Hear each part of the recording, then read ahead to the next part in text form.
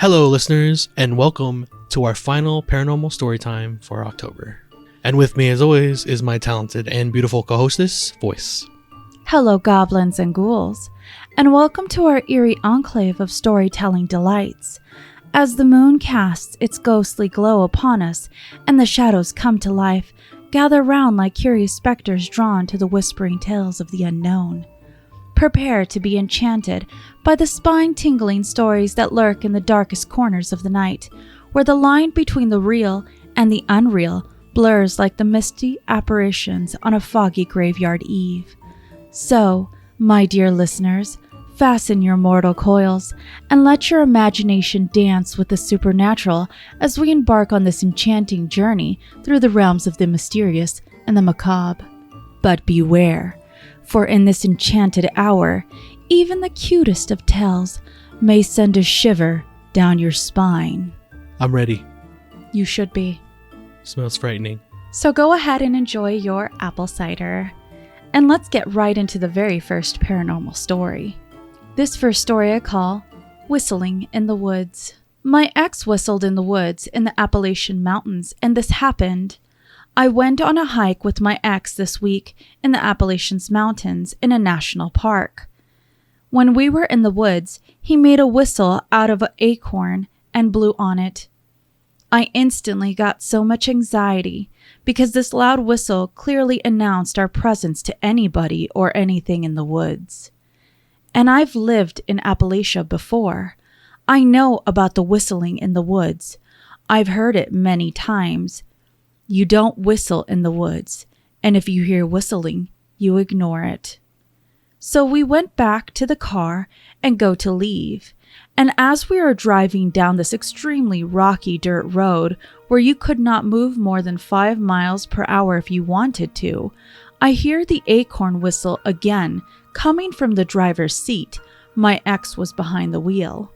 I got annoyed and looked over at him to ask why he would do that loud whistle again in the car. I see both of his hands are on the steering wheel, no acorn in sight. He looks back at me in a panic, too, and we both start freaking out because at this point, the whistling is coming from both sides of the car. It sounds the exact same as the whistle he made in the woods, and it's coming from directly outside my window and then moving directly outside his window, and even sounding like it was coming from inside the car. It sounded like something was chasing us, mimicking the whistle he made earlier and projecting it on all sides of the car. It was terrifying. We quickly rolled up the windows, and I heard the whistle one more time, slightly muted through the car window, but still sounding like it was coming from directly beside me. That's it? That's it. They don't complete this? They don't complete it. Gulp. Well, you can't tell me that and not give the conclusion. So I've never heard of the whistling before, but apparently it is American folklore that you don't whistle at night. And when you do, it essentially calls entities and evil spirits to you. In some of the folklore that I was looking into, you don't whistle at all in the woods. I'm from the South. I grew up in Georgia, and the Appalachian Trail goes through all of that stuff. I've never heard of that before, and I've been in the woods with plenty of people when I was growing up whistling, so I don't get that. So I read the story, and the first thing that I thought of was the hide-behinds.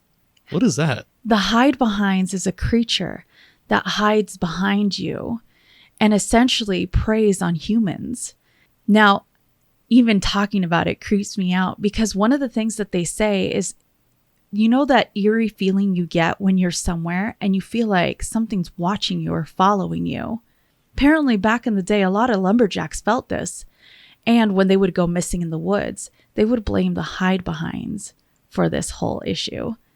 I know nothing about this, and I spent a lot of time in the woods growing up, so maybe it was best that no one talked like this.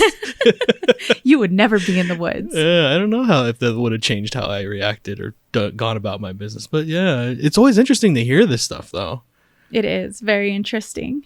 Good story to start us off with. Yes. Well, let's go ahead and go into our next paranormal story. This one I call An Imaginary Friend. In 2013, my wife and I divorced and we both moved into separate homes. The divorce went well, and we are still good friends to this day, partly because we have a daughter together. We agreed to split custody over our daughter, and I rented an old house in a historic district in the city where we live. It was a very pretty home, built in 1935, but kept up very well. I would have my daughter 2 weeks at a time, and she had a room in the back of the house. She was 3 years old at the time, and I kept noticing her talking to her friend. One day, I found her in a little closet talking to someone, and I remember her saying she was talking to another little girl named Betty. I have no idea where she heard the name Betty, as she was only 3 years old, but I just chalked it all up to a child's vivid imagination. Keep in mind, I am a single dad to a little girl. I really have no idea what I'm doing when it comes to dressing, hair, or just little girl stuff in general. Her mother is good at that stuff, but not me. I put my daughter to bed one night after her bath. I remember brushing her hair that night, but that was all I did. The very next morning, her mom came to pick her up from my house, and my daughter was just waking up.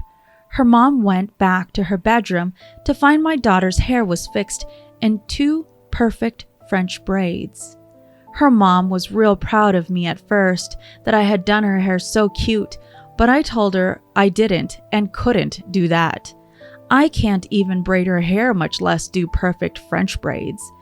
We asked our daughter how her hair got fixed, and she told us that Betty had done it during the night.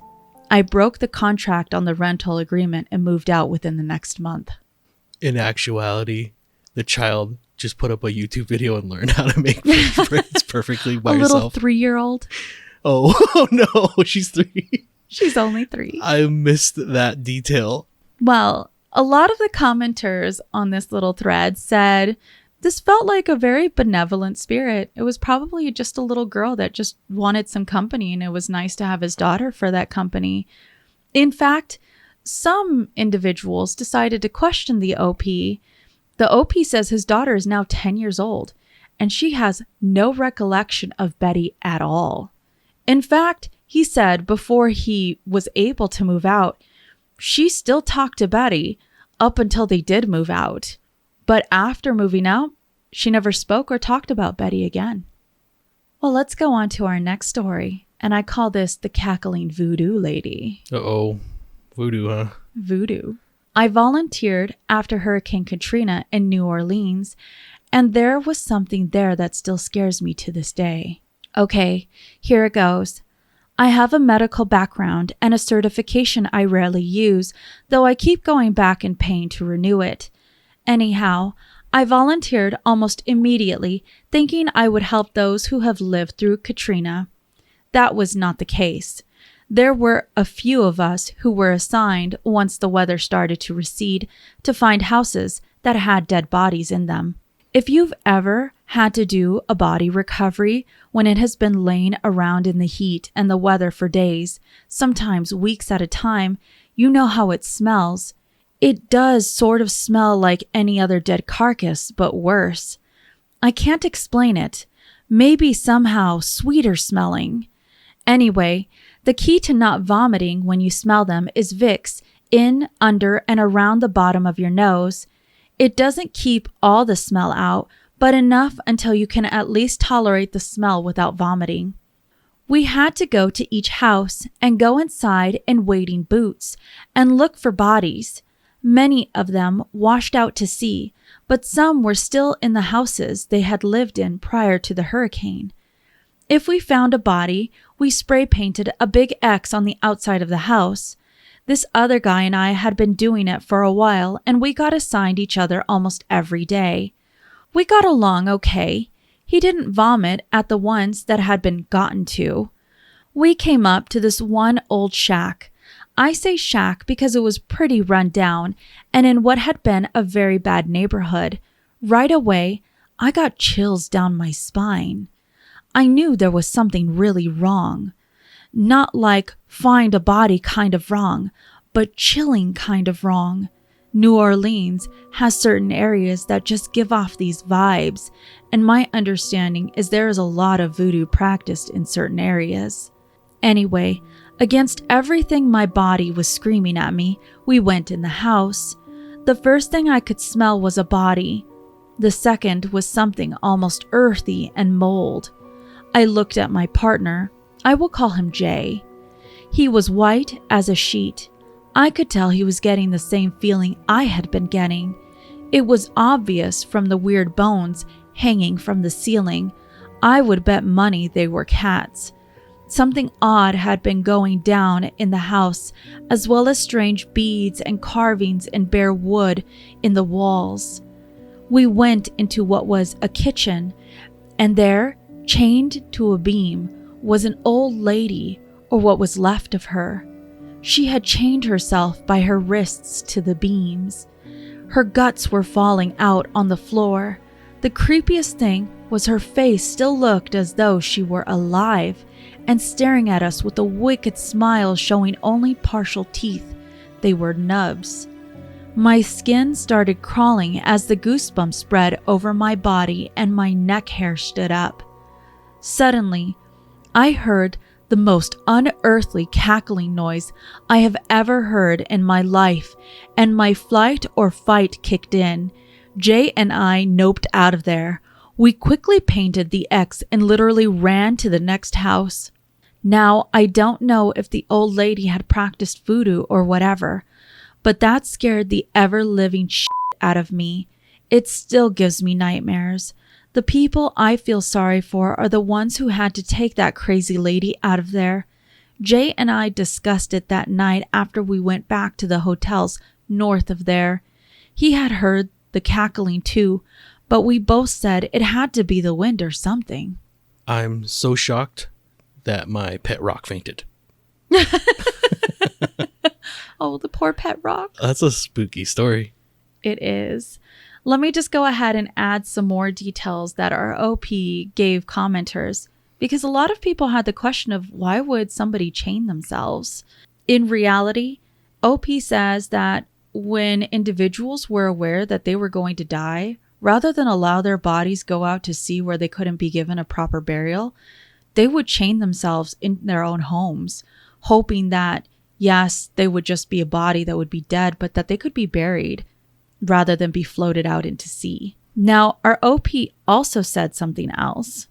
They said, there was something about New Orleans after the hurricane. It was like you could feel the death in the air. I haven't been back to see how they have recovered. I often wonder about the areas we waded through. Yeah, a lot of individuals were also asking why it is that her guts were from her body. And our OP actually explained that when bodies decay, and if it's in the heat, bodies tend to fill with gas, and unfortunately they explode. Yep. Horrifying facts that I learned through Reddit. Happy Halloween. So what are your thoughts on voodoo? I don't touch it. I have enough respect for all of people's practices that I just leave it alone. Understandable. Well, let's go on to our next story, and this one's called The White Witch. In the early 80s, I lived in Okinawa, Japan. My dad thought that seeing the world would be an adventure that would help my brother and I become better men. And I have to say, I think he was right. Being in the military showed me cultures many would never get to experience, and I am thankful for every experience that life gave to me, even the scary ones. While we lived in Japan, my father wanted us to have a fully immersive experience, so he chose to move us into a small Japanese neighborhood off base. We lived in a little house at the top of an enormous hill in a cul-de-sac that overlooked, I kid you not, part of a huge zoo, and on one side a fairly large cemetery. Our particular house was set far above the monkey habitats, about a mile downhill. Between us and those habitats was nothing but thick Indiana Jones-style jungle. Jungle the neighborhood kids and I would tromp through endlessly, ignoring the local warnings about poisonous snakes and ancient untripped mines from World War II. We were the only American family living in that cul-de-sac, completely surrounded by Japanese families, and it was amazing. The kids loved us, and although we couldn't communicate through language very well, we understood each other perfectly well most of the time. Opposite us was an older couple with a lush garden surrounding their property.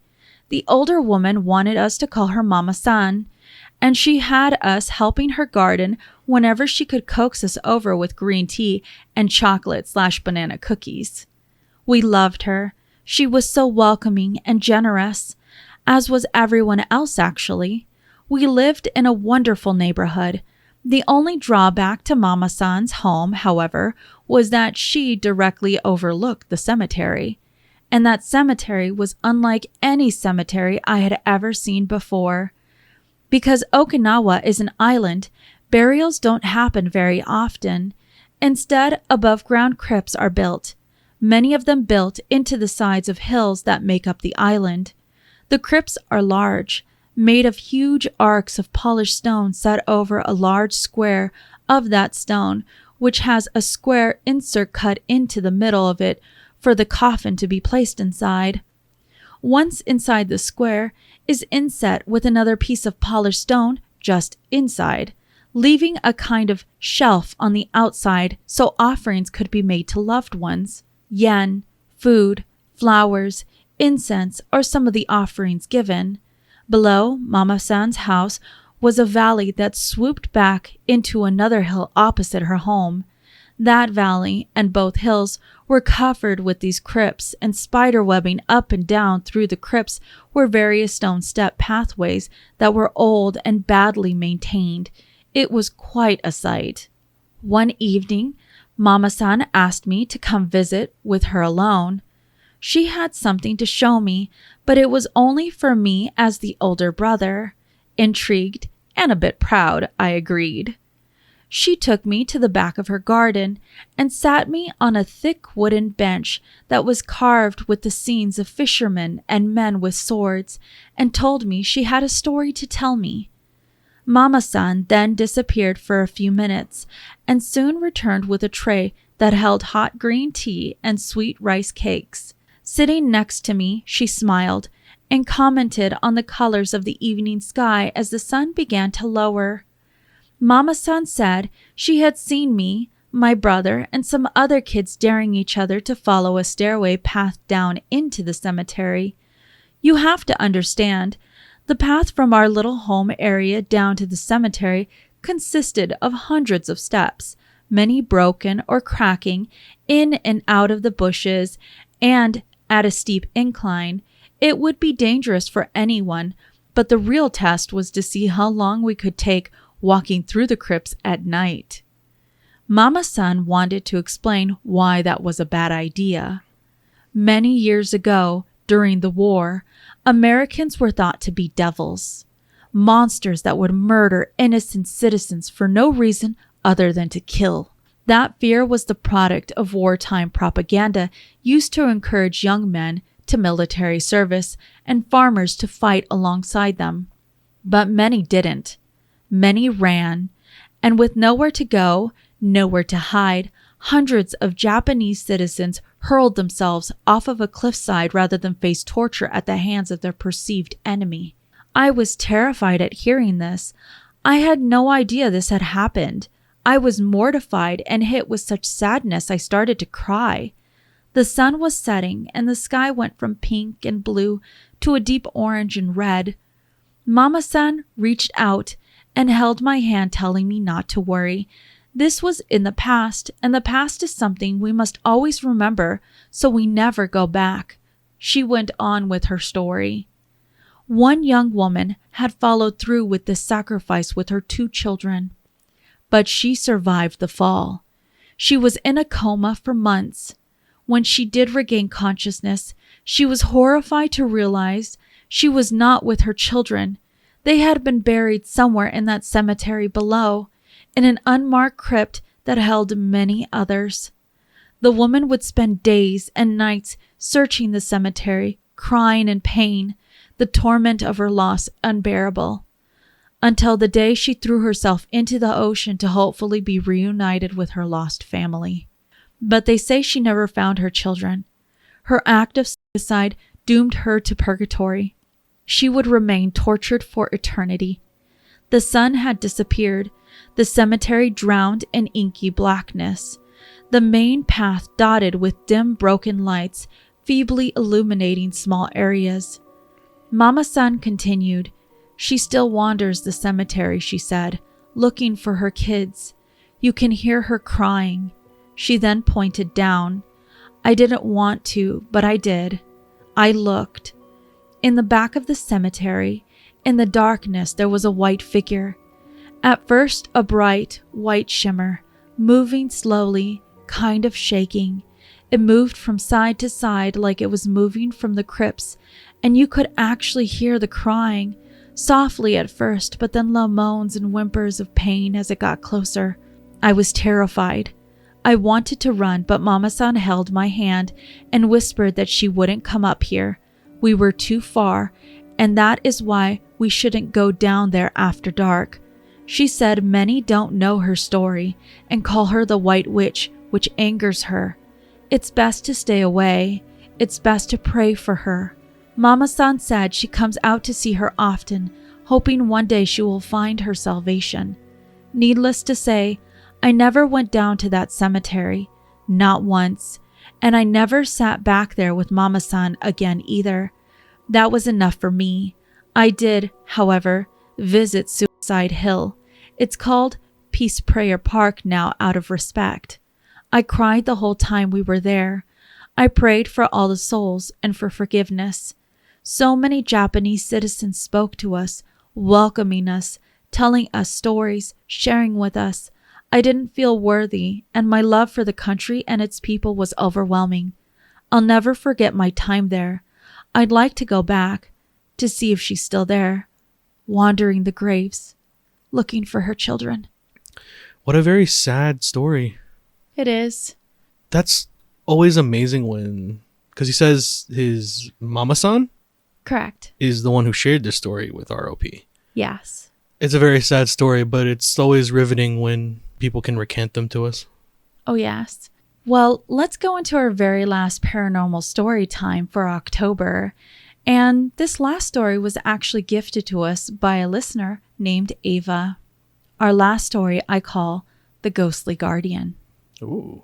When I was little, maybe 4 to 5 years old, I remember I saw a man in the hallway of our home. It was just me and my mom living there, but oftentimes when I walked into the hallway, there was a tall man standing over me, looking at me. He didn't seem threatening, but of course I was scared because he was so tall, and I didn't know why he was there. I told my mom about it. She would just smile and nod along, thinking it's a child's imagination. After a couple of times, I cried to her that I was scared. She promised to protect me and said she would tell the man to go. I didn't see him anymore after that, but I remembered his face. A couple years ago, when I was about 18, one day Mom and I were tidying up the house. I found a box of old photos and started looking through them. When I got to one photo, I was shocked. It was the man I saw in the hallway. I recognized him immediately. He had a pretty specific combination of face shape, hair, and facial hair. I went to my mom and asked her who this is. It was a picture of her father, my grandfather. He died when my mom was 15, and her family dealt with it by trying to pretend he never existed. My grandmother got rid of most of the pictures of him, or hid them really well. We don't know what happened to them. She never talked about him. Mom was only able to catch 1 or 2 photos she hid away in a box. It was also very painful for her. As a result, I had never seen a picture of my biological grandfather until that day. It has made me wonder about what I saw in the hallway. I can be pretty skeptical to these kinds of things, but believing he was watching over us somehow is a soothing thought to hold onto in this quite tragic family history. Wow. I guess my question to Ava? Correct. Why would they have erased him from the family memories? I'm guessing something very tragic and possibly of his own choice that the family didn't agree with occurred. I have questions, Ava. Your story is very interesting, though. I would like to think that it was your grandfather just being a guardian for you. That is a very nice tale. The other half of it is, why would there not be a connection, or why erase him from the family? Very cool story. Thank you for sharing that. Yes, thank you, Ava. I definitely appreciate it. And it was a sad tale, but it's nice to know that maybe he was just watching over you and it was his only way of connecting. Well, as our stories come to a close, don't forget, always watch for the unusual, perceive the extraordinary. Keep your mind awake and your eyes open, listeners. We hope you have enjoyed listening to us read and talk about today's stories. Please rate, possibly subscribe, and turn on notifications, as most of our content is actually done on the AITA forums. Well, this might be our very last paranormal story time. We're not sure if we're going to continue this series, but we are definitely open to hearing what you guys think. We might put a community poll out, I think. Yes, I think we might. That way we can go ahead and get feedback from our listeners, whether they'd like for us to continue. It probably won't be as often as every Saturday, but maybe a couple Saturdays every month. And remember, if you post it, maybe I'll be a Chewbacca.